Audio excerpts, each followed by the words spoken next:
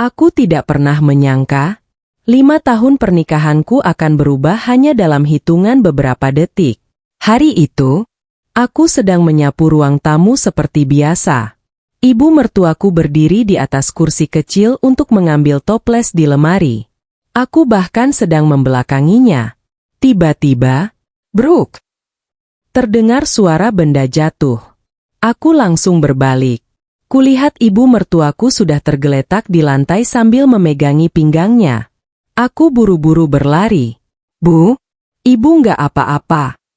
Belum sempat aku membantu beliau berdiri, ibu mertuaku langsung menunjuk wajahku sambil berteriak. Kurang ajar kamu. Kamu dorong ibu sampai jatuh. Aku membeku. Apa? Saya enggak. Kalimatku belum selesai. Suamiku yang baru pulang kerja langsung berlari masuk. Tanpa bertanya. Tanpa mendengar penjelasanku. Plaa. Tamparan keras mendarat di pipiku. Aku sampai terjatuh. Air mataku langsung mengalir. Yang paling menyakitkan, bukan tamparannya, melainkan tatapan suamiku. Tatapan penuh kebencian. Seolah aku benar-benar ingin mencelakai ibunya sendiri. Padahal, aku sama sekali tidak menyentuh beliau. Namun, beberapa hari kemudian, sebuah rekaman CCTV akhirnya diputar. Dan saat semua orang melihat isi rekaman itu, orang yang paling keras menghancurkan harga diriku. Assalamualaikum warahmatullahi wabarakatuh. Sebelum cerita ini dimulai, jangan lupa bantu like dan subscribe dulu ya. Semoga siapapun yang menekan tombol subscribe di channel ini, dilancarkan rezekinya, dipanjangkan umurnya, disehatkan badannya, dan keluarganya selalu dijauhkan dari kesedihan serta dipenuhi kebahagiaan. Amin. Sebelum kita mulai, tulis dulu nama dan asal kota kalian di kolom komentar. Lalu jawab pertanyaan ini. Kalau pasangan kalian langsung menuduh dan menampar tanpa mendengar penjelasan, apakah kalian masih mau mempertahankan pernikahan itu? 5 tahun aku menjadi menantu. Tapi aku tidak pernah dianggap sebagai keluarga. Namaku Nisa. Usiaku 30 tahun. Kalau orang bertanya bagaimana kehidupan rumah tanggaku, mungkin aku akan menjawab, baik-baik saja. Karena memang itulah jawaban yang selalu kuberikan kepada semua orang. Aku tidak pernah suka membuka aib keluarga. Aku tidak pernah menceritakan bagaimana setiap malam aku menangis diam-diam di kamar mandi agar suamiku tidak mendengar. Aku juga tidak pernah bercerita bagaimana setiap hari aku berusaha menjadi menantu yang baik. Meski berkali-kali hatiku dihancurkan. Bagiku, rumah tangga bukan untuk dipamerkan. Rumah tangga harus diperjuangkan. Itulah yang selalu diajarkan almarhum ayahku sejak aku kecil. Namun, aku baru sadar, tidak semua perjuangan akan dihargai. Kadang, semakin kita mengalah, semakin kita dianggap lemah. Aku menikah dengan Rizal 5 tahun yang lalu. Kami saling mengenal sejak bekerja di perusahaan yang sama. Rizal adalah laki-laki yang sederhana, rajin salat, pekerja keras, tidak pernah merokok, dan selama berpacaran, ia hampir tidak pernah membuatku menangis. Saat melamarku, ia menggenggam tangan ibuku sambil berkata, "Bu, saya janji akan menjaga Nisa seumur hidup saya." Saat itu aku benar-benar percaya. Aku yakin, Allah telah mengirimkan laki-laki terbaik untukku. Setelah menikah, kami tinggal bersama kedua orang tua Rizal. Katanya hanya sementara, sampai kita punya rumah sendiri. Aku tidak keberatan. Justru aku berpikir, tinggal bersama mertua akan membuat hubungan kami semakin dekat. Aku ingin menjadi anak bagi ibu mertuaku. Aku ingin merawat beliau seperti ibuku sendiri. Sayangnya, kenyataan tidak seindah harapanku. Ibu mertuaku bernama Bu Ratna. Di depan orang lain, beliau terlihat sangat lembut, ramah kepada tetangga, rajin mengikuti pengajian, suka membantu acara kampung. Semua orang memuji beliau. Bu Ratna itu baik sekali. Menantunya pasti beruntung. Setiap kali mendengar ucapan itu, aku hanya tersenyum kecil. Kalau saja mereka tahu bagaimana Bu Ratna memperlakukanku ketika tidak ada orang lain. Setiap pagi, akulah yang bangun paling awal. Pukul 4 subuh aku sudah berada di dapur. Memasak, menyapu, mengepel, mencuci pakaian, menyiapkan sarapan. Sebelum berangkat bekerja, aku memastikan semua pekerjaan rumah selesai. Pulang kantor pun, aku masih harus memasak makan malam, mencuci piring, menyetrika pakaian. Semua kulakukan tanpa pernah mengeluh. Aku berharap, suatu hari nanti Bu Ratna akan berkata, "Terima kasih, Nisa." Namun, kalimat itu tidak pernah keluar. Yang ada justru, masakannya kurang asin. Lantainya masih kotor. Kamu kerja lambat sekali. Apapun yang kulakukan, selalu salah. Suatu pagi, aku membuat sayur bening kesukaan Bu Ratna. Aku memasaknya dengan penuh hati-hati. Saat beliau mencicipinya, aku berharap mendapat sedikit pujian. Namun yang terjadi justru sebaliknya. Beliau langsung meletakkan sendok dengan keras. "Kamu ini memang gak becus. Sayur begini saja gak bisa." Aku langsung meminta maaf. "Maaf, Bu. Nanti saya buat lagi." Beliau mendengus. "Kalau bukan karena Rizal keras kepala mau menikahi kamu, Ibu gak akan punya menantu seperti ini." Kalimat itu menusuk tepat ke dalam hatiku. Namun aku tetap diam. Aku tidak ingin memperpanjang masalah. Yang paling membuatku sedih adalah sikap Rizal. Bukannya tidak sayang kepadaku. Ia menyayangiku. Aku tahu itu. Tetapi, setiap kali Bu Ratna memarahiku, Rizal selalu berkata, "Sudahlah, Nisa. Namanya juga orang tua. Mengalah saja." Awalnya aku mencoba memahami. Mungkin memang tidak mudah menjadi anak yang berada di tengah-tengah ibu dan istri. Tetapi lama-kelamaan, aku merasa selalu berjuang sendirian. Tidak pernah ada yang benar-benar membelaku. Suatu malam, aku memberanikan diri berbicara kepada Rizal. "Mas." "Iya. Apa selama ini aku memang seburuk itu?" Rizal menghentikan pekerjaannya. "Loh, kenapa tanya begitu? Aku cuma ingin tahu. Kenapa ibu selalu marah sama aku?" Rizal menghela napas panjang. "Lupakan saja. Ibu memang orangnya begitu." Aku menggigit bibirku.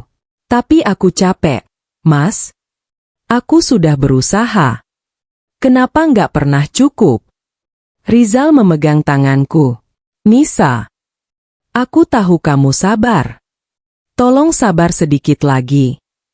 Nanti kalau kita sudah punya rumah sendiri, semua akan baik-baik saja." Aku tersenyum tipis. Kalimat itu sudah sering kudengar. 1 tahun, 2 tahun, 3 tahun. Sampai sekarang, rumah itu belum juga ada.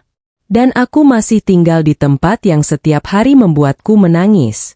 Keesokan paginya, aku sedang menyiram tanaman di depan rumah.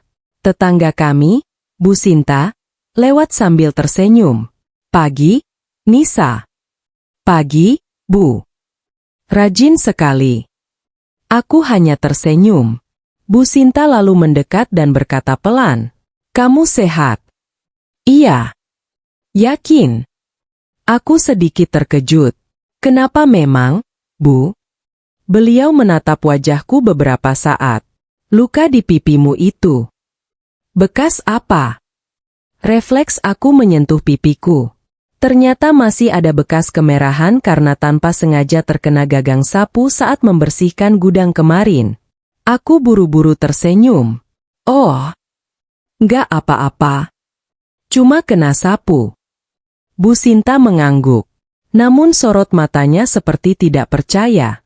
Sebelum pergi, beliau berkata pelan, Kalau suatu hari kamu butuh seseorang untuk mendengar ceritamu, jangan dipendam sendirian. Aku hanya mengangguk sambil tersenyum. Saat itu aku belum tahu bahwa Bu Sinta akan menjadi orang yang membuka kebenaran terbesar dalam hidupku. Dan aku juga belum tahu bahwa hanya beberapa hari lagi, aku berusaha menjadi menantu terbaik, tapi mertuaku selalu mencari alasan untuk mempermalukanku. Pagi itu, aku bangun seperti biasa sebelum azan subuh berkumandang. Jam di dinding masih menunjukkan pukul 4:15. Rumah masih gelap. Semua orang masih terlelap. Aku mengambil air wudhu, menunaikan salat, lalu langsung menuju dapur. Sudah 5 tahun rutinitasku tidak pernah berubah. Menanak nasi, merebus air, menyiapkan sarapan, membuat bekal untuk Rizal, dan memastikan semua pekerjaan rumah selesai sebelum aku berangkat ke kantor. Meski tubuhku sering lelah, aku selalu berusaha melakukannya dengan ikhlas. Aku masih berharap suatu hari nanti Bu Ratna bisa melihat usahaku. Mungkin beliau hanya butuh waktu. Begitulah aku terus menghibur diriku sendiri. Pagi itu aku memasak ayam kecap, tumis buncis, dan sambal kesukaan Rizal. Saat semuanya selesai, aku tersenyum kecil. Semoga hari ini ibu suka. Aku baru saja hendak memanggil semua orang sarapan ketika Bu Ratna keluar dari kamarnya. Beliau melihat meja makan sekilas, lalu langsung mengernyit. Ayam lagi. Aku tersenyum pelan. Iya, Bu. Kemarin ibu bilang ingin ayam kecap. Beliau langsung menarik kursi dengan keras. Kemarin itu kemarin. Masa hari ini masaknya sama lagi? Aku langsung terdiam. Padahal, 2 hari sebelumnya beliau sendiri yang memintaku memasak ayam kecap. Namun, aku memilih meminta maaf. Maaf, Bu. Nanti malam saya masak yang lain. Beliau mendengus. Makanya kalau jadi menantu itu pakai otak. Kalimat itu begitu keras hingga terdengar sampai ke ruang tamu. Dadaku langsung sesak. Tak lama kemudian Rizal keluar dari kamar. Selamat pagi. Aku memaksakan senyum. Pagi, Mas. Ia duduk di meja makan. Belum sempat menyuap makanan, Bu Ratna langsung berkata, Rizal, lihat tuh istrimu. Masak tiap hari asal-asalan. Aku spontan menoleh ke arah Rizal. Berharap, setidaknya kali ini ia berkata, masakannya enak kok, Bu. Namun yang keluar dari mulutnya justru membuatku kembali kecewa. Nisa, besok lebih diperhatikan ya. Aku menundukkan kepala. Iya, Mas. Tidak ada pembelaan. Tidak ada usaha mencari tahu. Seperti biasa, aku lagi yang harus mengalah. Sepulang kerja sore harinya, aku baru saja membuka pintu rumah ketika mendengar suara Bu Ratna dari ruang tamu. Beliau sedang berbincang dengan 2 orang tetangga. Aku langsung memberi salam. Assalamualaikum. Waalaikumsalam. Aku tersenyum kepada para tamu. Silakan, Bu. Saya buatkan teh. Namun saat aku hendak masuk ke dapur, aku mendengar Bu Ratna berkata sambil tertawa kecil. Namanya juga anak muda sekarang. Disuruh kerja sedikit saja sudah capek. Para tamu ikut tertawa. Salah seorang bertanya, memangnya Nisa nggak bantu pekerjaan rumah? Bu Ratna langsung menggeleng pelan. Ya, bantu sih. Tapi kalau nggak saya awasi, ya seadanya. Tanganku langsung berhenti di depan pintu dapur. Aku tidak percaya dengan apa yang baru saja kudengar. Setiap hari aku mengurus hampir seluruh pekerjaan rumah. Namun di depan orang lain, aku digambarkan seperti menantu yang malas. Air mataku mulai menggenang. Tetapi aku tetap membuatkan teh. Aku tidak ingin mempermalukan suamiku. Setelah para tamu pulang, aku memberanikan diri bicara. Bu. Bu Ratna menoleh. Iya. Boleh saya tanya sesuatu? Tanya apa? Tadi. Kenapa ibu bilang saya malas? Beliau langsung meletakkan gelas dengan keras. Loh, saya bohong. Aku menahan air mata. Saya setiap hari bangun jam 4. Pulang kerja masih masak. Masih nyuci. Masih nyetrika. Apa saya masih kurang? Bu Ratna malah tersenyum sinis. Kalau kamu merasa sudah hebat, nggak usah tinggal di rumah ini. Dadaku langsung terasa sesak. Aku tidak menyangka. Pertanyaanku yang sangat sederhana justru dibalas dengan ancaman. Malam itu, aku kembali menangis di kamar mandi. Suara keran kubuka agar isaku tidak terdengar. Aku menatap wajahku sendiri di cermin. Mataku sembab. Wajahku terlihat lelah. Aku bahkan hampir tidak mengenali diriku sendiri. Kemana Nisa yang dulu selalu ceria? Kemana perempuan yang dulu begitu percaya diri? Sejak tinggal di rumah ini, aku merasa perlahan kehilangan diriku sendiri. Saat keluar dari kamar mandi, Rizal sudah duduk di tepi tempat tidur. Nisa. Iya. Kamu habis nangis. Aku buru-buru menggeleng. Enggak. Rizal menghela napas. Enggak usah bohong. Aku akhirnya duduk di sampingnya. Mas. Aku capek. Aku benar-benar capek. Rizal menggenggam tanganku. Aku tahu. Tapi ibu sudah tua. Maklumi saja. Air mataku kembali jatuh. Mas. Selama 5 tahun. Kapan ada yang memaklumi aku? Pertanyaan itu membuat Rizal terdiam. Ia tidak mampu menjawab. Namun, lagi-lagi, ia juga tidak mengatakan bahwa aku benar. Keesokan harinya adalah hari Minggu. Aku berpikir mungkin suasana akan lebih tenang. Aku membersihkan ruang tamu sejak pagi. Mengepel lantai.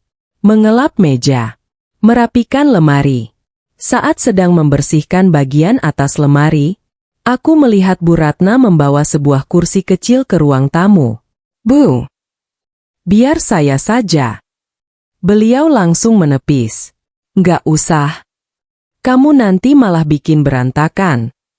Aku hanya mengangguk. Aku kembali melanjutkan pekerjaanku. Namun entah kenapa, hatiku tiba-tiba terasa tidak tenang. Aku melihat Bu Ratna naik ke atas kursi kecil itu sambil meraih sebuah toples di lemari paling atas. Kursinya tampak sedikit bergoyang. Aku baru saja hendak menghampiri beliau, ketika Rizal meneleponku dari kantor. Aku berjalan beberapa langkah menjauh sambil mengangkat telepon. Assalamualaikum, Mas. Waalaikumsalam. Aku lupa bawa dokumen. Tolong carikan di lemari ya. Baik. Aku membalikkan badan menuju kamar. Dan tepat beberapa detik kemudian, terdengar suara benda jatuh yang sangat keras dari arah ruang tamu. Bruk! Jantungku langsung berdegup kencang. Aku berlari sekuat tenaga menuju ruang tamu. Dan pemandangan yang kulihat, menjadi awal dari mimpi buruk yang mengubah seluruh hidupku. Aku berlari untuk menolong, tapi malah dituduh mendorong ibu mertuaku, dan suamiku menamparku tanpa bertanya. Suara benturan itu begitu keras. Bruk! Jantungku langsung berdegup sangat kencang. Bu!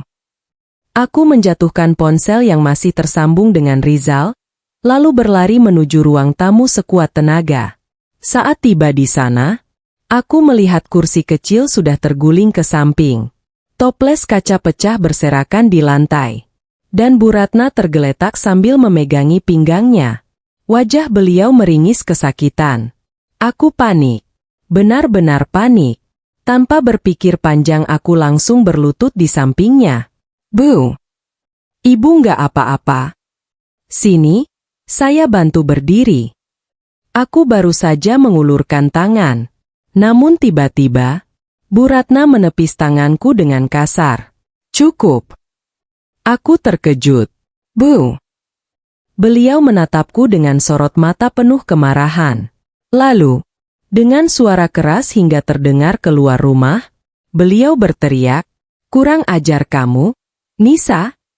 Kenapa kamu dorong ibu?" Aku langsung membeku. Tubuhku seperti kehilangan tenaga. "Apa? Saya enggak." Belum sempat aku menjelaskan, Bu Ratna kembali berteriak sambil menangis. "Kamu sengaja ingin mencelakai ibu. Kamu mau ibu lumpuh, ya?" Air mataku langsung menggenang. "Bu, demi Allah, saya baru datang setelah ibu jatuh." Namun beliau terus menangis sambil memegangi pinggangnya. "Pembohong. Tadi kamu dorong ibu dari belakang." Aku benar-benar tidak percaya. Bagaimana mungkin beliau mengatakan hal seperti itu? Padahal beberapa detik sebelum suara jatuh terdengar, aku sedang berbicara dengan Rizal melalui telepon. Tiba-tiba, beberapa tetangga mulai berdatangan. Suara teriakan Bu Ratna rupanya terdengar sampai keluar rumah. Bu Sinta masuk paling dulu. "Astagfirullah. Bu Ratna kenapa?" Belum sempat aku menjawab, Bu Ratna langsung menangis semakin keras. "Saya didorong menantu saya sendiri." Semua orang langsung menoleh kepadaku. Tatapan mereka berubah. Ada yang kaget, ada yang tidak percaya, ada pula yang mulai berbisik, "Masa sih Nisa begitu?" Padahal kelihatannya pendiam. Aku langsung menggeleng berkali-kali. "Enggak. Saya nggak melakukan itu. Tolong percaya sama saya." Namun, tak seorang pun langsung membelaku. Tak lama kemudian, terdengar suara mobil berhenti di depan rumah. Rizal turun tergesa-gesa. Wajahnya penuh kepanikan. "Ada apa?" Ia langsung berlari masuk. Begitu melihat Bu Ratna terbaring di lantai, ia memeluk ibunya. "Bu, siapa yang melakukan ini?" Bu Ratna menangis sambil menunjuk ke arahku. "Istrimu." Dia dorong ibu. Aku langsung melangkah mendekat. "Mas, dengar dulu. Tadi aku..." Belum selesai aku berbicara, Rizal berdiri. Ia menatapku dengan mata yang penuh amarah. Belum pernah seumur hidup aku melihat tatapan seperti itu darinya. "Mas, aku bisa jelaskan." Namun, Rizal tidak memberiku kesempatan. Dengan langkah cepat ia menghampiriku. Dan, plaa, tamparan keras mendarat tepat di pipi kiriku. Kepalaku langsung terdorong ke samping. Tubuhku kehilangan keseimbangan. Aku jatuh terduduk di lantai. Beberapa detik, aku tidak bisa mendengar apapun. Telingaku berdenging. Pipiku terasa panas. Air mataku mengalir tanpa bisa kutahan. Aku mengangkat wajah perlahan. Menatap laki-laki yang selama 5 tahun kupanggil suami. Laki-laki yang dulu berjanji akan menjagaku seumur hidup. Kini, dialah orang yang pertama kali menyakitiku. Dengan suara bergetar aku berkata, "Mas, aku enggak." Namun Rizal memotong dengan nada tinggi. "Diam. Aku benar-benar enggak nyangka kamu bisa sekejam ini." Dadaku seperti dihantam batu besar. Aku enggak mendorong ibu. "Demi Allah." Rizal kembali berteriak. "Masih berani bohong? Ibuku enggak mungkin memfitnah kamu." Kalimat itu membuat seluruh tubuhku lemas. Jadi, bahkan tanpa mendengar penjelasanku, ia sudah memutuskan siapa yang bersalah. Bu Sinta yang sejak tadi berdiri di sudut ruangan akhirnya berkata pelan, "Rizal, mungkin lebih baik dengarkan dulu penjelasan Nisa." Namun Rizal langsung menggeleng. "Nggak perlu. Aku percaya sama ibuku." Kalimat itu menusuk lebih dalam daripada tamparan tadi. Aku memandang wajahnya, lalu bertanya dengan suara yang hampir tak terdengar.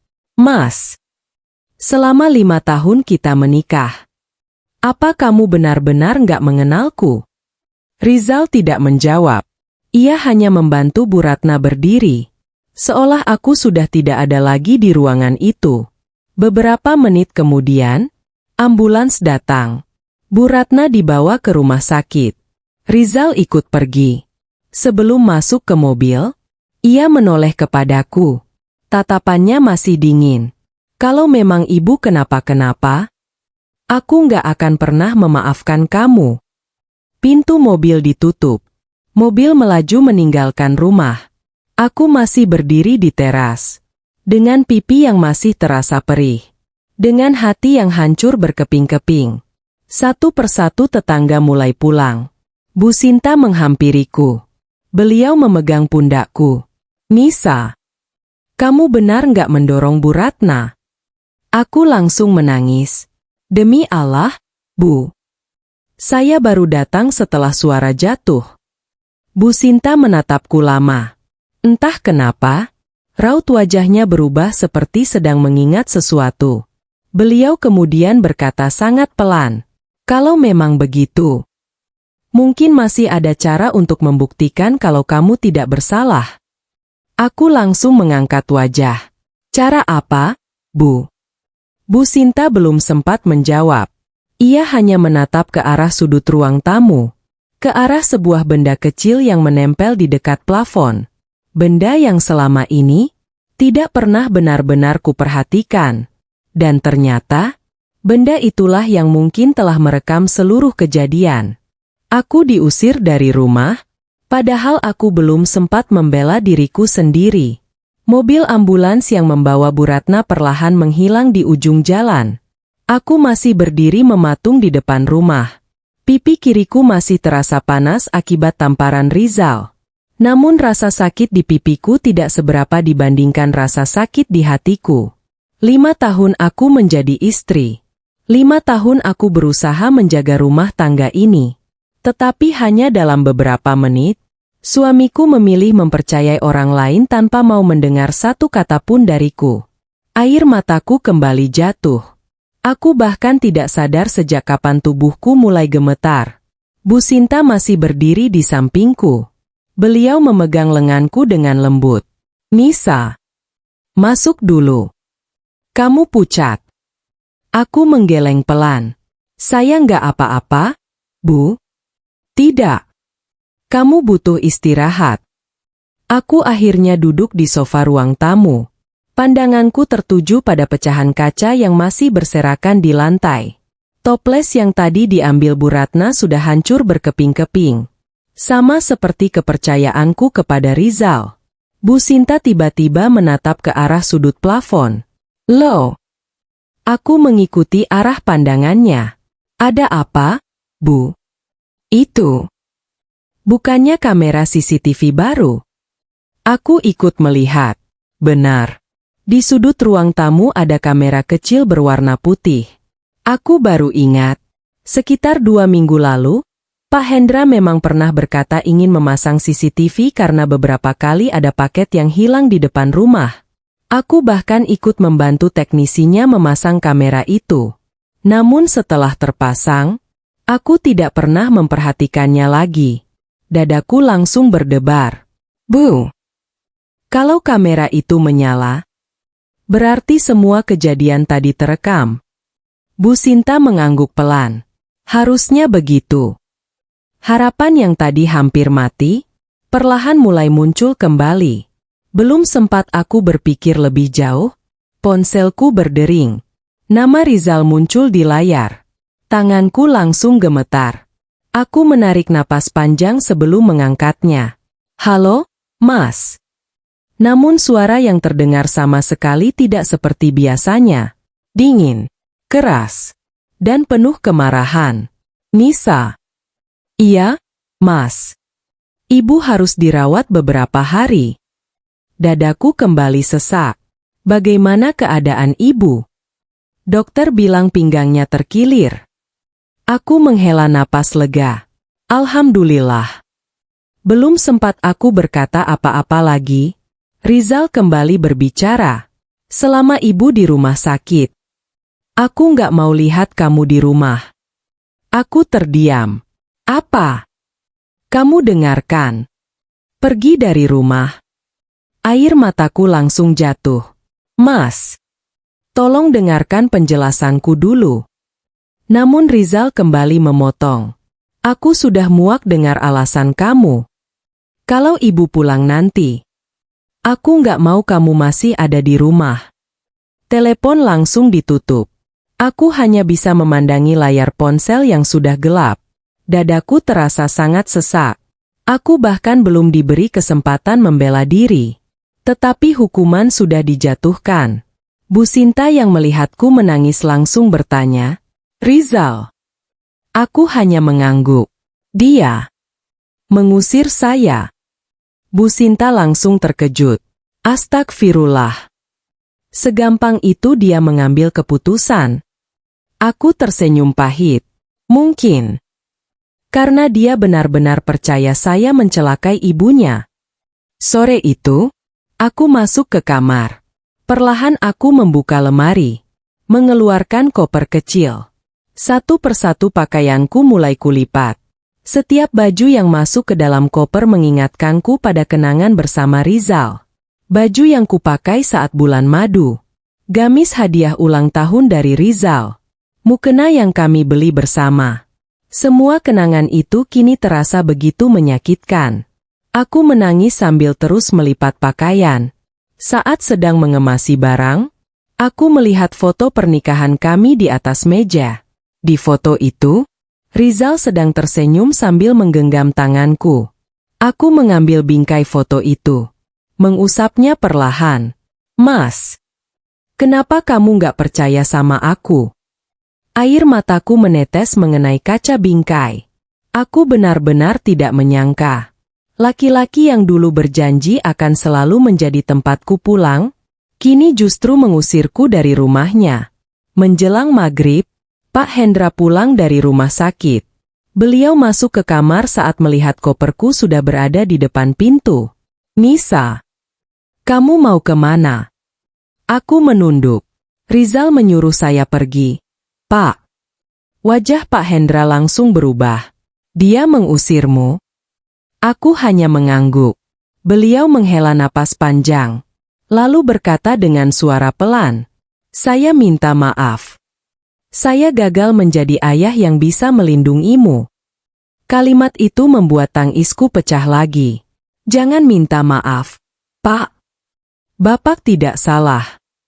Pak Hendra memejamkan mata beberapa saat.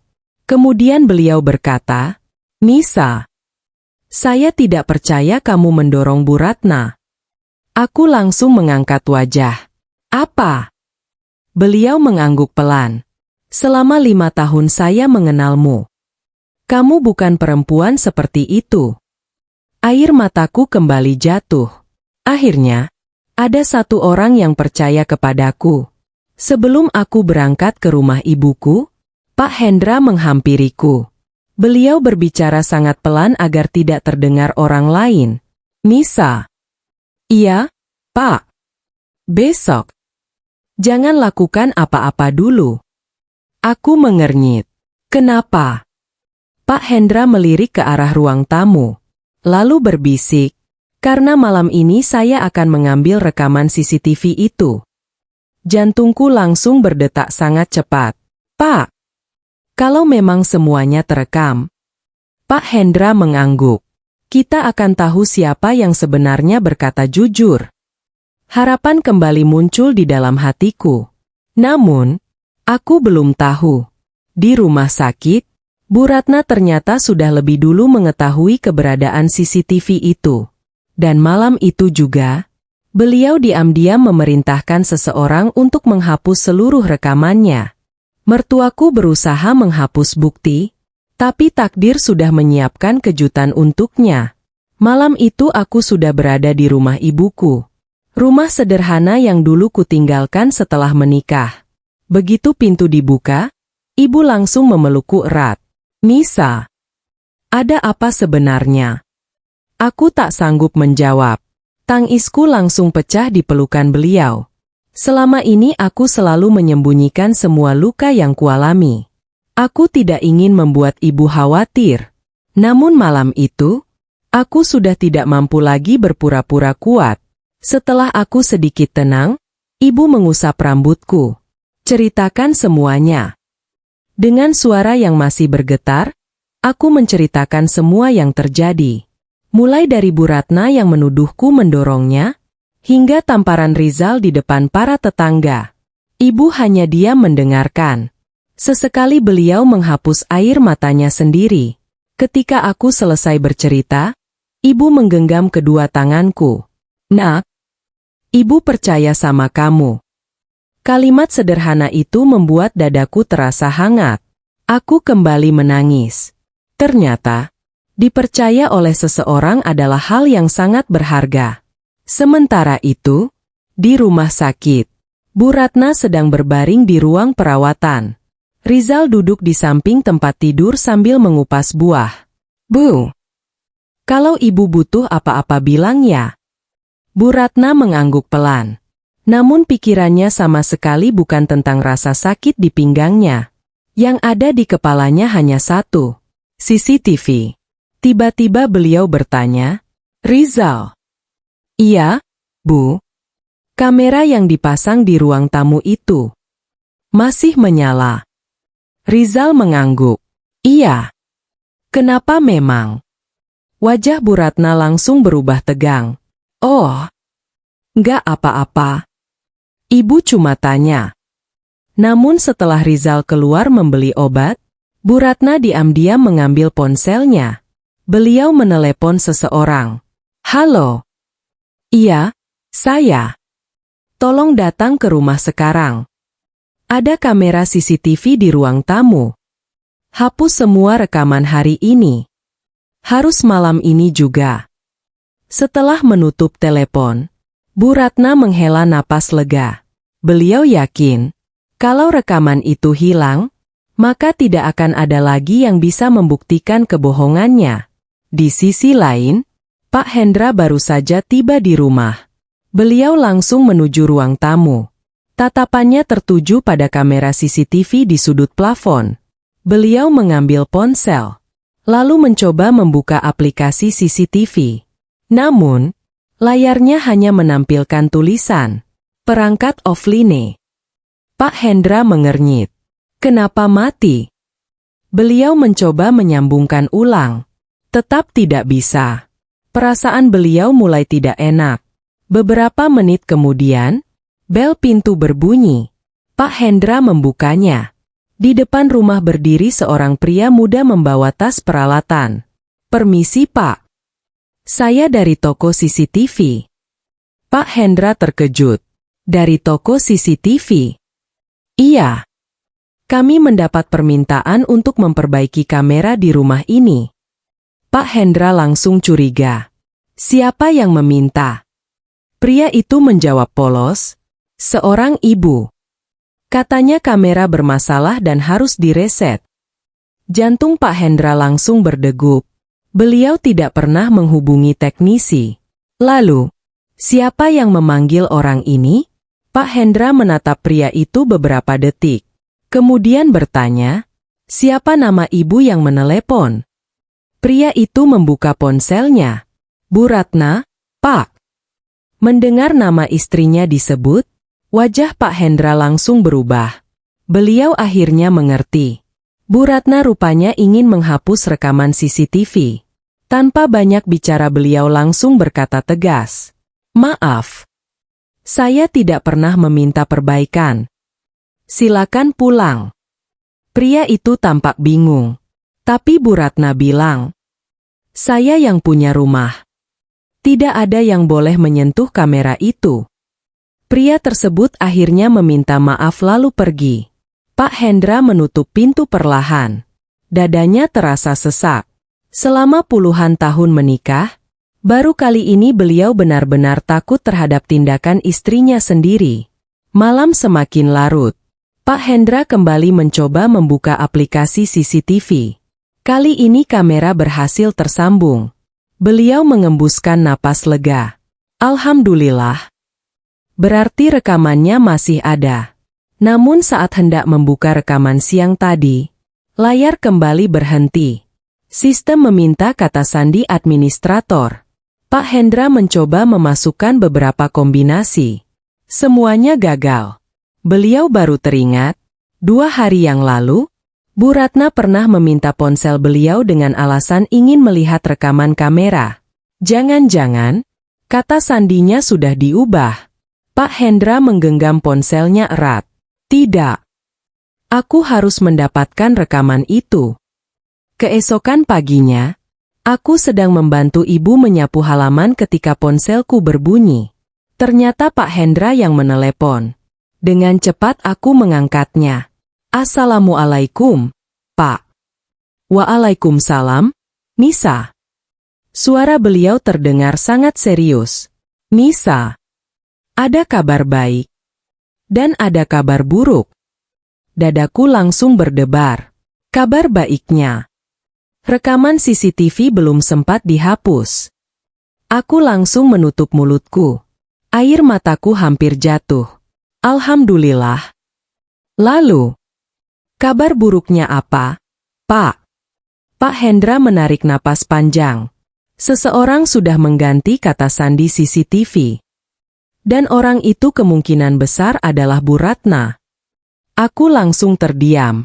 Kalau kata sandinya tidak bisa dibuka, berarti rekaman itu tetap tidak bisa dilihat. Apakah kebenaran akan kembali kalah oleh sebuah kebohongan? Kata sandi CCTV diubah. Tapi ada satu orang yang menyimpan rahasia besar ini. Ponselku masih menempel di telinga. Aku hampir tidak sanggup berkata apa-apa setelah mendengar ucapan Pak Hendra. Seseorang sudah mengganti kata sandi CCTV. Dan kemungkinan besar Bu Ratna yang melakukannya. Harapan yang sempat tumbuh kembali, perlahan runtuh. Kalau rekaman itu tidak bisa dibuka, bagaimana aku membuktikan bahwa aku tidak bersalah? Aku memejamkan mata. Pak, apa benar-benar tidak ada cara lain? Pak Hendra terdiam beberapa detik. Ada. Tapi kita harus meminta bantuan teknisi yang memasang CCTV itu. Aku langsung mengangguk meski beliau tidak bisa melihatku. Kalau begitu kita panggil saja, Pak. Namun jawaban beliau justru membuat jantungku kembali berdebar. Nisa, kalau teknisi datang, besar kemungkinan Bu Ratna juga akan tahu. Sore itu aku memutuskan datang ke rumah sakit. Bukan untuk menemui Rizal. Bukan juga untuk meminta belas kasihan. Aku hanya ingin memastikan keadaan Bu Ratna. Bagaimanapun juga, beliau tetap ibu dari suamiku. Aku membawa sedikit buah dan bubur hangat. Saat sampai di depan ruang perawatan, aku menarik napas panjang. Assalamualaikum. Belum sempat aku melangkah masuk, Rizal keluar dari dalam kamar. Begitu melihatku, raut wajahnya langsung berubah dingin. Kamu ngapain ke sini? Aku mau jenguk ibu. Aku bawa makanan. Belum sempat kusodorkan kantong plastik itu, Rizal langsung menepis tanganku. Plastik berisi buah jatuh ke lantai. Apel dan jeruk berguling kemana-mana. Dadaku langsung sesak. Mas, aku cuma ingin melihat keadaan ibu. Rizal menatapku tajam. Gak usah pura-pura baik. Kalau bukan karena kamu, ibuku gak akan masuk rumah sakit. Kalimat itu kembali menusuk hatiku. Aku mencoba menahan air mata. Aku gak melakukan itu. Demi Allah. Namun Rizal menggeleng. Cukup. Jangan bawa nama Allah untuk menutupi kesalahanmu. Air mataku akhirnya jatuh. Aku benar-benar tidak mengenali laki-laki yang berdiri di depanku. Keributan kecil itu ternyata menarik perhatian beberapa keluarga pasien. Mereka mulai memperhatikan kami. Aku merasa sangat malu. Namun yang lebih menyakitkan, Bu Ratna justru keluar dari ruang perawatan menggunakan kursi roda. Begitu melihatku, beliau langsung memegang tangan Rizal. Dengan suara lemah seolah-olah menjadi korban, beliau berkata, "Sudahlah, Zal. Jangan marahi dia lagi. Mungkin dia memang gak sengaja mendorong ibu." Kalimat itu terdengar seperti memaafkan. Tetapi sesungguhnya, Beliau sedang kembali menegaskan kepada semua orang bahwa akulah pelakunya. Beberapa orang yang melihat langsung berbisik-bisik. Kasihan ibunya. Istrinya kok tega ya?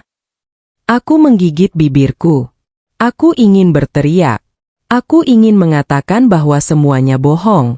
Tetapi tidak ada satupun yang mau mendengarkan. Aku memilih pergi. Saat berjalan menuju parkiran, air mataku tidak berhenti mengalir. Tiba-tiba seseorang memanggilku. Mbak Nisa. Aku menoleh. Ternyata seorang satpam rumah sakit. Beliau menghampiriku sambil tersenyum ramah. Mbak. Tadi saya lihat semuanya. Aku hanya mengangguk pelan. Satpam itu berkata, maaf kalau lancang. Tapi, wajah Mbak bukan wajah orang yang sedang berbohong. Aku tersenyum tipis. Terima kasih, Pak. Kalimat sederhana itu sedikit menguatkan hatiku. Masih ada orang asing yang mau percaya kepadaku. Sementara suamiku sendiri, tidak. Malam harinya, Pak Hendra menghubungiku lagi. Nisa. Iya, Pak. Besok pagi teknisi CCTV akan datang. Aku langsung berdiri dari tempat dudukku. Alhamdulillah. Tapi, Rizal belum boleh tahu. Kenapa, Pak? Karena kalau dia cerita ke ibunya, saya takut Bu Ratna mencari cara lain untuk menghilangkan bukti. Aku mengangguk pelan. Pak Hendra benar. Selama ini Bu Ratna selalu selangkah lebih dulu. Kami tidak boleh lengah lagi. Keesokan paginya, aku datang diam-diam ke rumah. Teknisi CCTV sudah berada di ruang tamu. Ia membuka laptop, menghubungkan kabel ke alat perekam. Beberapa menit berlalu. Ruangan terasa sangat sunyi. Aku terus berdoa dalam hati. Ya Allah, tolong jangan biarkan bukti itu hilang. Teknisi itu tiba-tiba tersenyum kecil. Pak. Pak Hendra langsung mendekat. Bagaimana? Teknisi itu berkata. Rekamannya masih ada. Air mataku langsung menetes. Alhamdulillah. Namun, senyum teknisi itu perlahan menghilang. Ia kembali melihat layar komputernya. Lalu berkata pelan, tapi ada yang aneh. Jantungku kembali berdegup kencang. Aneh bagaimana? Teknisi itu menunjuk layar. Ada seseorang yang mencoba menghapus rekaman ini tadi malam. Tetapi prosesnya gagal karena sistem otomatis membuat salinan cadangan di server. Aku dan Pak Hendra saling berpandangan. Berarti, bukan hanya fitnah yang dilakukan Bu Ratna. Beliau juga berusaha menghilangkan barang bukti. Namun kejutan belum berhenti. Beberapa detik kemudian teknisi itu membuka rekaman siang saat Bu Ratna jatuh. Video mulai diputar. Aku menahan napas. Pak Hendra menggenggam sandaran kursi dengan erat. Dan saat detik-detik kejadian itu mulai terlihat, kami bertiga langsung membelalak. Karena apa yang terekam kamera, jauh lebih mengejutkan daripada yang selama ini kami bayangkan. Rekaman CCTV diputar. Dan semua yang ada di ruangan langsung terdiam. Tanganku terasa dingin. Jantungku berdetak begitu keras hingga aku bisa mendengarnya sendiri. Aku berdiri tepat di belakang teknisi CCTV, sementara Pak Hendra berdiri di sampingku dengan wajah tegang. Di layar laptop, terlihat tanggal dan jam yang sama dengan hari ketika Bu Ratna terjatuh. Teknisi menekan tombol play. Video mulai berjalan. Aku menggenggam ujung bajuku erat-erat. Ya Allah! Semoga akhirnya semua terbukti. Rekaman memperlihatkan ruang tamu yang kosong. Beberapa detik kemudian, aku terlihat sedang mengepel lantai. Semuanya tampak normal. Tak lama setelah itu, Bu Ratna keluar dari kamarnya. Beliau membawa sebuah kursi kecil menuju lemari. Sama persis seperti yang kuingat. Aku memperhatikan layar tanpa berkedip. Bu Ratna mulai naik ke atas kursi. Beliau berdiri sambil berjinjit mengambil sebuah toples di rak paling atas. Beberapa detik kemudian, Aku terlihat berjalan menjauh sambil mengangkat telepon dari Rizal. Aku masuk ke arah kamar. Artinya, saat itu aku sudah tidak berada di dekat Bu Ratna. Dadaku mulai berdebar semakin kencang. Inilah saatnya. Gumamku pelan. Di layar, Bu Ratna masih berdiri di atas kursi. Beliau tampak kesulitan meraih toples. Tubuhnya sedikit condong ke depan. Tangan kirinya mencoba menahan lemari. Namun, lemari itu bergoyang sedikit. Kursi kecil di bawah kakinya ikut bergeser. Lalu, bruk, Bu Ratna kehilangan keseimbangan. Beliau jatuh sendiri ke lantai. Tidak ada siapapun di dekatnya. Tidak ada tangan yang menyentuhnya. Tidak ada orang yang mendorongnya. Aku bahkan masih terlihat berada di lorong menuju kamar. Beberapa detik kemudian, aku baru berlari keluar setelah mendengar suara jatuh. Persis seperti yang selama ini kukatakan. Air mataku langsung mengalir deras. Alhamdulillah. Ya Allah. Akhirnya, aku tidak mampu melanjutkan kalimatku. Lututku terasa lemas. Aku terduduk di lantai sambil menangis. Bukan karena sedih, tetapi karena akhirnya, kebenaran benar-benar muncul. Pak Hendra menutup wajahnya dengan kedua tangan. Beliau mengembuskan napas panjang. Astagfirullah. Selama ini, Nisa benar. Suara beliau terdengar bergetar. Aku belum pernah melihat ayah mertuaku menangis. Namun kali itu, air mata benar-benar mengalir di pipinya. Beliau menatapku dengan penuh penyesalan. Nisa, maafkan kami. Maaf karena tidak bisa melindungimu. Aku menggeleng sambil terus menangis. Bapak tidak salah. Bapak satu-satunya yang mau percaya sama saya. Teknisi yang sejak tadi diam akhirnya berkata, Pak, sebenarnya masih ada satu rekaman lagi. Aku mengusap air mataku. Satu rekaman lagi. Teknisi mengangguk. Setelah Bu Ratna jatuh, kamera juga merekam suara. Aku dan Pak Hendra langsung saling berpandangan. Putar, kata Pak Hendra. Teknisi kembali menekan tombol. Video berlanjut. Terlihat Bu Ratna masih terbaring di lantai. Beliau memegangi pinggangnya. Wajahnya tampak kesakitan. Aku belum muncul di layar. Lalu, terdengar suara Bu Ratna berbicara sendiri. Pelan, namun cukup jelas. Kalau Nisa yang disalahkan, Rizal pasti akan mengusir dia. Tubuhku langsung membeku. Aku menoleh ke arah Pak Hendra. Beliau juga terlihat sangat terkejut. Rekaman kembali berlanjut. Bu Ratna menarik napas panjang. Kemudian, tepat beberapa detik sebelum aku datang menolong, beliau sengaja mulai berteriak sekencang mungkin. Tolong! Nisa dorong saya. Tanganku langsung menutup mulutku sendiri. Aku benar-benar tidak percaya. Selama ini, fitnah itu ternyata sudah direncanakan dalam hitungan detik. Bahkan sebelum aku menyentuh beliau, ruangan menjadi sunyi. Tidak ada seorang pun yang berbicara. Teknisi sampai menggeleng pelan.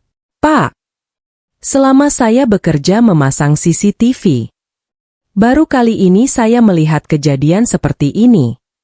Pak Hendra mengepalkan tangannya. Wajah beliau memerah menahan marah. Aku tidak menyangka. Ibunya anak-anakku bisa melakukan sejauh ini. Beliau langsung mengambil ponselnya. Aku spontan bertanya, Pak, mau telepon siapa? Dengan suara yang berat beliau menjawab, Rizal. Sudah waktunya dia melihat sendiri bagaimana ibunya menghancurkan rumah tangganya. Dadaku kembali berdebar. Inilah saat yang selama ini kutunggu. Saat Rizal akhirnya mengetahui bahwa perempuan yang ditamparnya ternyata sama sekali tidak bersalah. Namun, aku tidak tahu bahwa setelah melihat rekaman itu, Rizal justru akan menangis sejadi-jadinya dan melakukan sesuatu yang sama sekali tidak pernah kubayangkan. Suamiku menangis melihat rekaman itu. Tapi penyesalannya sudah terlambat. Pak Hendra menggenggam ponselnya dengan tangan yang bergetar. Tanpa berkata apa-apa, beliau langsung menghubungi Rizal. Nada sambung terdengar beberapa kali. Akhirnya telepon diangkat. "Assalamualaikum, Pak." Suara Rizal terdengar lelah. Pak Hendra langsung berkata dengan nada tegas yang belum pernah kudengar sebelumnya. "Rizal, pulang sekarang." Rizal terdengar bingung. "Pak, saya masih di rumah sakit." "Saya bilang pulang sekarang." Nada suara Pak Hendra semakin keras. "Bawa ibumu juga. Ada sesuatu yang harus kalian lihat." Tanpa menunggu jawaban, Pak Hendra langsung menutup telepon. Beliau kemudian menatapku. "Nisa." "Iya, Pak. Hari ini semua harus selesai." Aku hanya mengangguk pelan. Meski kebenaran sudah ada di depan mata, hatiku justru semakin gelisah. Entah kenapa, aku takut menghadapi apa yang akan terjadi setelah ini. Sekitar 1 jam kemudian, sebuah mobil berhenti di depan rumah. Rizal turun lebih dulu. Ia membantu Bu Ratna yang masih berjalan perlahan sambil memegangi pinggangnya. Begitu masuk ke ruang tamu, Rizal langsung bertanya, "Pak, ada apa sebenarnya?" Bu Ratna ikut melihat ke arah kami. Saat melihat aku berada di sana, wajahnya langsung berubah tidak senang. "Ngapain dia ada di sini? Bukannya sudah saya suruh pergi?" Pak Hendra tidak menjawab. Beliau hanya menunjuk kursi. "Duduk." Nada suara beliau sangat dingin. Bu Ratna tampak heran. Selama puluhan tahun menikah, mungkin baru kali ini suaminya berbicara sekeras itu. Teknisi CCTV masih berada di ruang tamu. Laptopnya sudah disambungkan ke televisi agar semua orang bisa melihat dengan jelas. Rizal mengernyit. "Itu rekaman CCTV?" Pak Hendra mengangguk. "Iya. Dan setelah kamu melihatnya, baru kamu boleh bicara." Bu Ratna mulai terlihat gelisah. Tangannya saling menggenggam. Beliau beberapa kali melirik ke arah pintu, seolah ingin segera pergi dari ruangan itu. Namun Pak Hendra berkata tegas, "Tidak ada yang keluar sebelum rekaman ini selesai diputar." Video mulai diputar. Ruangan menjadi sangat sunyi. Tidak ada suara selain rekaman yang berjalan. Rizal menatap layar tanpa berkedip. Awalnya wajahnya masih penuh keyakinan. Namun beberapa detik kemudian, keningnya mulai berkerut. Di layar terlihat jelas, aku sedang berjalan menuju kamar sambil mengangkat telepon. Sedangkan Bu Ratna masih berdiri sendirian di atas kursi. Kemudian, terlihat jelas bagaimana kursi itu bergeser. Tubuh Bu Ratna kehilangan keseimbangan. Dan beliau jatuh sendiri. Tidak ada yang mendorong. Tidak ada yang menyentuh. Tidak ada aku di dekatnya. Rizal langsung membelalak. Ini bagaimana mungkin?" Ia menoleh ke arah ibunya, lalu kembali melihat layar. Seolah berharap apa yang dilihatnya hanyalah kesalahan kamera. Namun kenyataannya, video itu begitu jelas.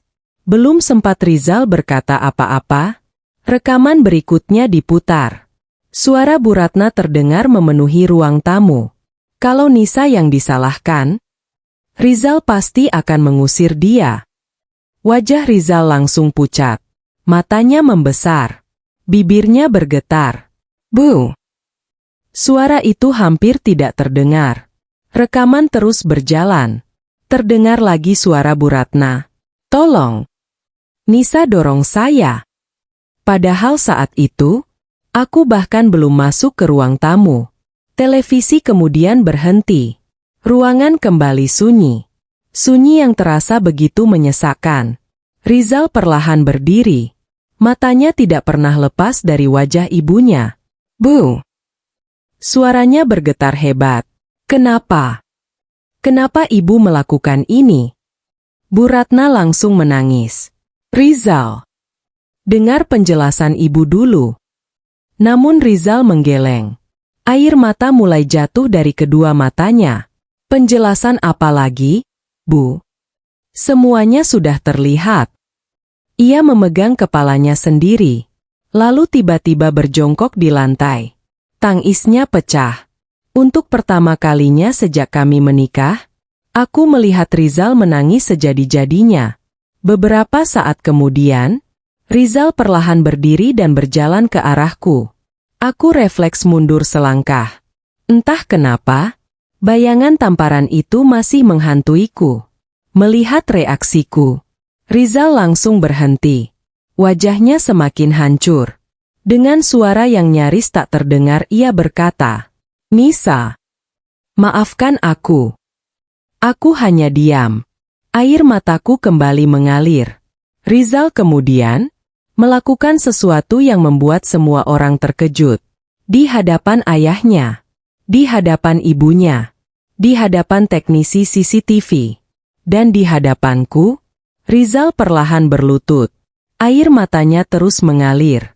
Aku sudah menghancurkan hati perempuan yang paling tulus mencintaiku.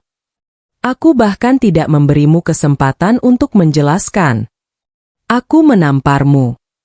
Padahal kamu tidak bersalah. Dadaku terasa sesak. Selama ini aku memang ingin namaku dibersihkan.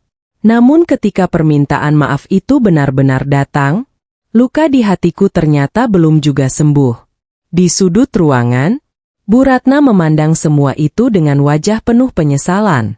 Beliau baru menyadari, satu kebohongan yang diucapkannya demi menjatuhkan menantu sendiri, telah menghancurkan anak yang paling ia sayangi.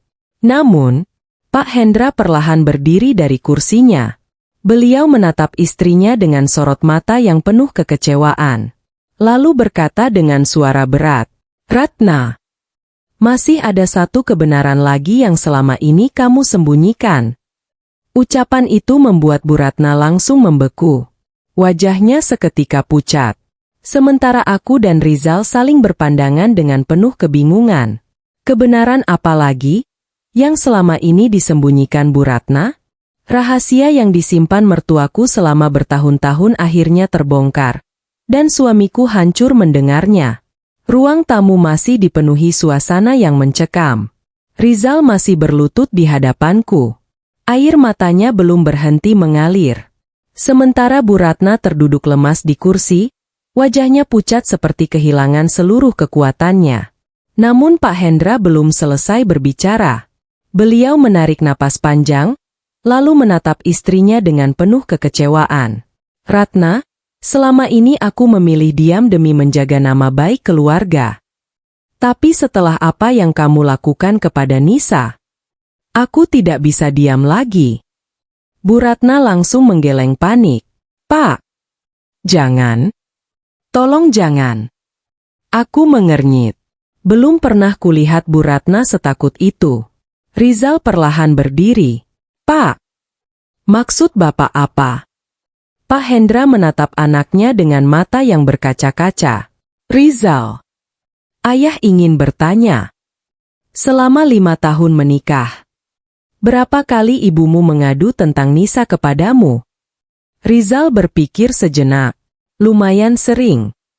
Ibu bilang Nisa malas. Nisa suka membantah. Nisa sering membuat ibu menangis." Pak Hendra mengangguk pelan. "Lalu, apakah kamu pernah bertanya langsung kepada Nisa?" Rizal langsung menundukkan kepala. "Tidak." Pak Hendra menghela napas panjang. "Itulah kesalahan terbesarmu." Beliau kemudian berjalan menuju lemari di ruang tamu. Dari dalam laci, beliau mengeluarkan sebuah map coklat yang tampak sudah lama disimpan. Tangannya sedikit gemetar ketika membuka map itu. Aku dan Rizal saling berpandangan. "Pak, itu apa?" Pak Hendra mengeluarkan beberapa lembar kertas, lalu meletakkannya di atas meja. "Ini surat konsultasi keluarga. Dan ini catatan yang selama ini ayah simpan." Aku semakin bingung. Pak Hendra mulai menjelaskan. "Setahun setelah kalian menikah, ayah sebenarnya sudah tahu kalau ibumu sering memperlakukan Nisa dengan tidak adil." Aku membelalak. "Pak, Bapak sudah tahu. Beliau mengangguk perlahan. Iya. Ayah beberapa kali melihat sendiri. Tapi setiap kali ayah menegur.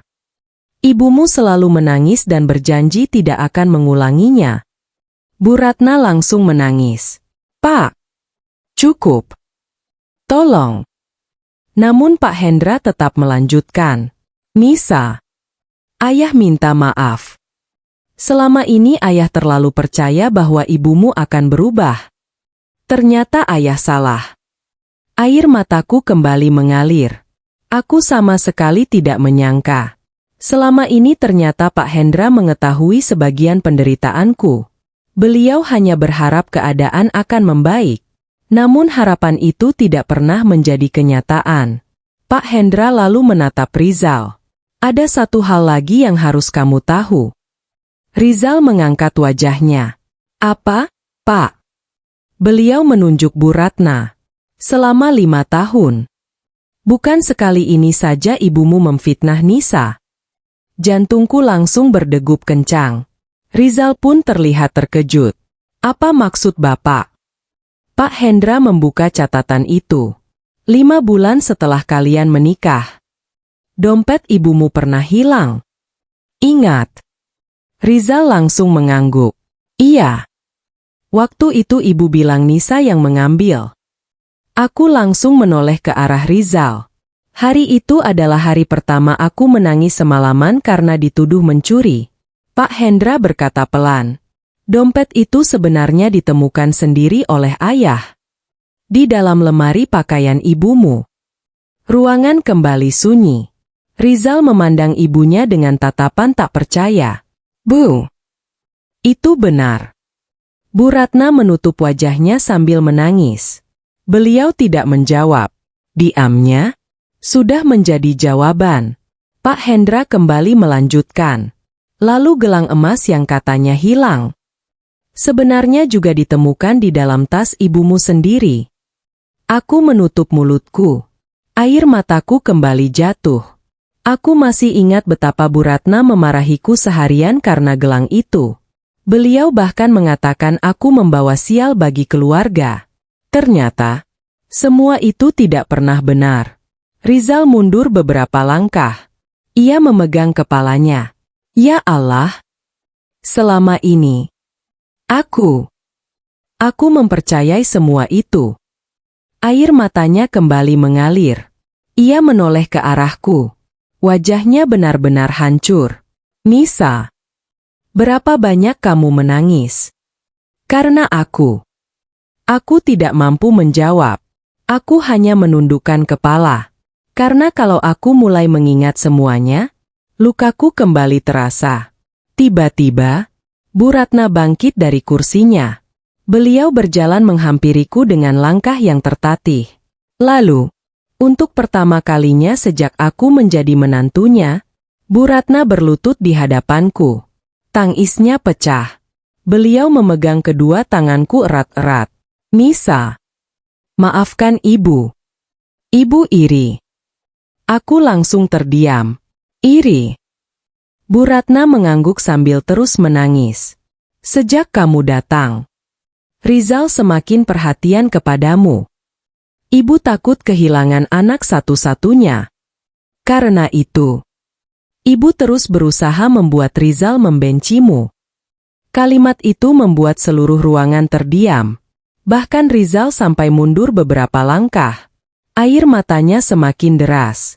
Ia tidak pernah menyangka, akar dari semua penderitaan rumah tangganya, ternyata berasal dari rasa takut dan iri hati ibunya sendiri. Namun, meski semua orang kini menangis dan menyesal, aku justru perlahan menarik kedua tanganku dari genggaman Bu Ratna. Aku menatap wajah beliau dengan mata yang basah. Lalu berkata pelan, maaf saja, tidak selalu cukup untuk menyembuhkan luka yang sudah bertahun-tahun. Mendengar ucapanku, Rizal langsung menangis semakin keras. Karena saat itu, ia mulai sadar bahwa ia mungkin telah kehilangan istrinya untuk selamanya. Aku memaafkan mereka, tapi aku tidak bisa lagi kembali menjadi istri yang dulu. Tanganku perlahan kulepaskan dari genggaman Bu Ratna. Beliau masih berlutut di hadapanku. Tangisnya semakin keras. Air matanya membasahi kedua tanganku. Nisa, jangan tinggalin keluarga ini. Ibu salah. Ibu benar-benar salah. Aku memandang wajah wanita yang selama 5 tahun selalu membuatku merasa tidak berharga. Dulu, aku pernah bermimpi mendengar permintaan maaf itu. Aku pernah membayangkan, kalau suatu hari Bu Ratna mengakui semua kesalahannya, mungkin semua rasa sakitku akan hilang. Namun ternyata, kenyataannya berbeda. Luka yang sudah dipendam selama bertahun-tahun, tidak bisa sembuh hanya karena satu kata, maaf. Rizal perlahan mendekat. Matanya merah. Pipinya basah oleh air mata. Ia kembali berlutut di depanku. Suaranya benar-benar bergetar. Nisa, aku mohon. Kasih aku satu kesempatan lagi. Aku menatap wajahnya lama. Lalu tanpa sadar, bayangan tamparan itu kembali muncul di kepalaku. Suara tamparan yang keras. Tatapan penuh kebencian. Ucapan yang mengatakan aku pembohong. Semua itu kembali terulang di dalam ingatanku. Tubuhku refleks mundur selangkah. Melihat reaksiku, Rizal langsung menangis semakin keras. Ia menyadari bahwa tamparan itu bukan hanya melukai pipiku, tetapi juga menghancurkan rasa aman yang selama ini kuberikan kepadanya. Dengan suara pelan aku berkata, "Mas, aku ingin bertanya." Rizal mengangguk cepat. Tanya apa saja. Aku menarik napas panjang. Kalau waktu itu tidak ada CCTV, apa kamu akan tetap percaya kalau aku tidak bersalah? Pertanyaan itu membuat seluruh ruangan kembali sunyi. Rizal membuka mulutnya, namun tidak ada jawaban yang keluar. Ia hanya menundukkan kepala. Air matanya terus menetes ke lantai. Diamnya adalah jawaban yang paling menyakitkan. Aku tersenyum pahit. Aku sudah tahu jawabannya. Aku kemudian menoleh kepada Bu Ratna. Bu. Iya? Nisa. Saya ingin bertanya juga. Beliau mengangguk sambil terus menangis. Kalau CCTV itu benar-benar berhasil dihapus, apa ibu akan tetap membiarkan saya dianggap bersalah seumur hidup? Bu Ratna langsung menutup wajahnya. Tangisnya pecah. Beliau tidak mampu menjawab. Karena beliau tahu, jawabannya adalah iya. Kalau rekaman itu hilang, aku mungkin akan selamanya dikenal sebagai menantu yang tega mendorong ibu mertuanya sendiri. Pak Hendra menghela napas panjang. Beliau berdiri lalu menghampiriku. Nisa. Iya, Pak. Mulai hari ini, Ayah tidak akan memaksamu mengambil keputusan apapun. Kalau kamu ingin pergi, Ayah akan mengerti. Kalau kamu ingin bertahan, Ayah juga akan mendukungmu. Aku mengangguk pelan. Terima kasih, Pak. Aku kemudian mengambil koper kecil yang sejak tadi berada di dekat pintu. Melihat itu, Rizal langsung panik. Nisa, kamu mau kemana? Aku menjawab dengan tenang. Aku mau pulang. Ke rumah ibu. Rizal buru-buru memegang koperku. Jangan. Tolong jangan pergi. Aku janji akan berubah. Aku janji akan melindungi kamu. Aku menatap matanya. Untuk pertama kalinya, aku melihat penyesalan yang benar-benar tulus. Namun, kepercayaan yang sudah hancur, tidak bisa dibangun hanya dalam satu hari. Mas, aku memaafkan kamu. Rizal langsung mengangkat wajahnya. Wajahnya seolah kembali memiliki harapan. Namun kalimatku belum selesai. Tapi memaafkan bukan berarti aku sanggup melupakan. Senyum yang baru saja muncul di wajah Rizal perlahan menghilang. Aku melanjutkan. Aku butuh waktu. Waktu untuk menyembuhkan diriku. Karena selama ini, yang hancur bukan hanya pipiku. tapi juga kepercayaanku kepadamu. Rizal menangis tanpa suara. Ia akhirnya mengangguk. Aku akan menunggu. Selama apapun.